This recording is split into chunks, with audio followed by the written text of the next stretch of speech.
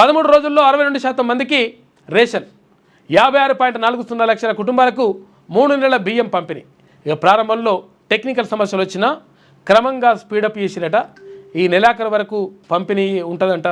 Civil supply శాఖ ఏర్పాట్లు చేస్తూ ఉంది. ఒకేసారి పెద్ద ఎత్తున సన్నబియ్యం రావడంతో లబ్ధిదారుల్లో హర్షం కనిపిస్తుందంట, సంతోషం వ్యక్తం చేస్తున్నట లబ్ధిదారులు. రాష్ట్రంలోని 3,10,00,000 మంది లబ్ధిదారులకు ఈ నెల ప్రారంభం నుంచి సన్నబియ్యం పంపిణీకి రాష్ట్ర సర్కార్ శ్రీకారం చుట్టింది. రాష్ట్ర వ్యాప్తంగా ఇప్పటికే 62% రేషన్ పంపిణీ ప్రక్రియ పూర్తయింది. వర్షాకాలం సీజన్ను దృష్టిలో ఉంచుకొని కేంద్ర ప్రభుత్వ ఆదేశం మేరకు జూన్, జూలై, ఆగస్టు నెలల రేషన్ను ఒకేసారి పంపిణీ చేస్తున్నారు. ఇందులో భాగంగా ఒక్కో లబ్ధిదారుడికి 18 కిలోల చొప్పున రాష్ట్రంలోని 91.83 లక్షల రేషన్ కార్డులున్న కుటుంబాలకు సివిల్ సప్లై శాఖ రేషన్ పంపిణీ చేస్తూ ఉంది.